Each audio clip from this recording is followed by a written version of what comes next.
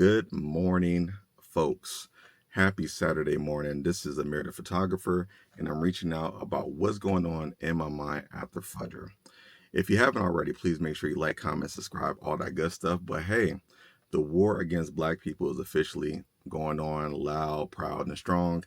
And they want to use this unfortunate, horrible situation with the assassination that happened recently to be the prerequisite of causing harm. And so over the last couple months, really with the whole Trump administration, you've seen a constant attack on black people, whether it's the attack on mayors in Democratic-led cities who just happen to be black, whether you're talking about the false allegations of genocide in South Africa, which no one has heard of since, whether you talk about the bans on the Muslim countries and African nations that they're asking to pay more to come into this country, whether you talk about the removal of DEI policies and the removal of affirmative action, they have been targeting black folks. Whether you've been talking about the 300,000 federal jobs that's been lost time and time again. And so with this assassination, they wanted to pin it on someone other than.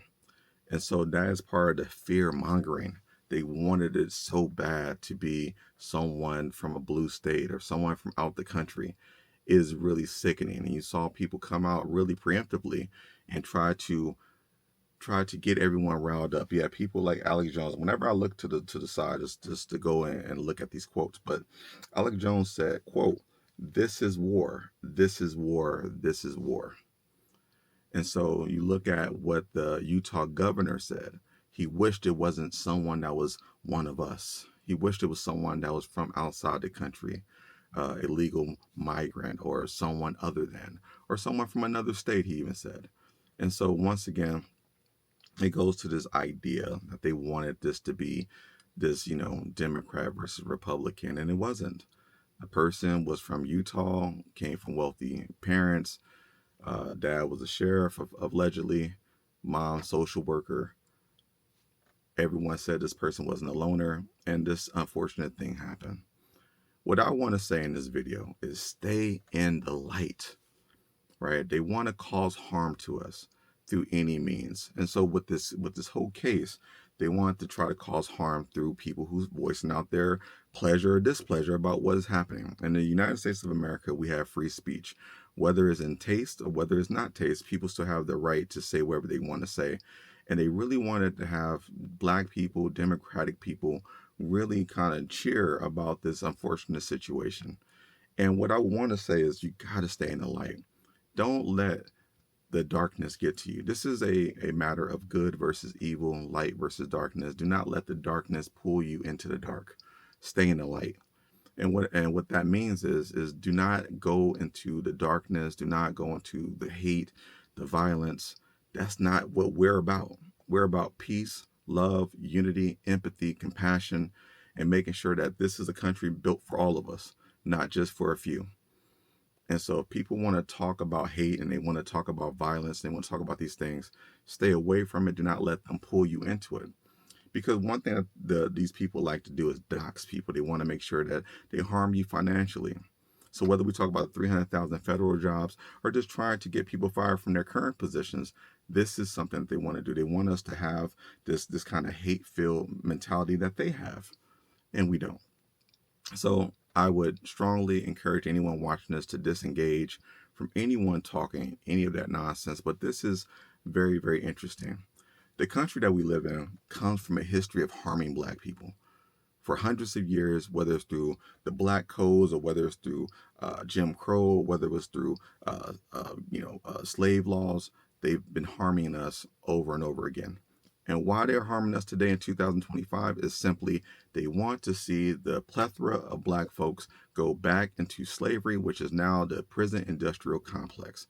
Point blank simple. Those who have lost the Civil War will like to see black people into pretty much positions of submission.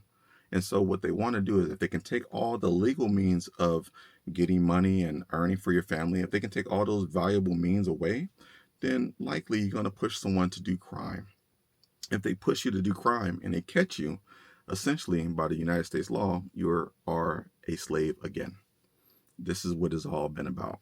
They want to take away all of the gains that black people fought and died and bled for. They want to take those away because they enjoy seeing people suffer. And this goes into the history of the United States. And one book that I would like to recommend is 100 Years of Lynching by Ralph Ginsberg. Make sure you get that book. It talks about the historical context of lynching in the United States.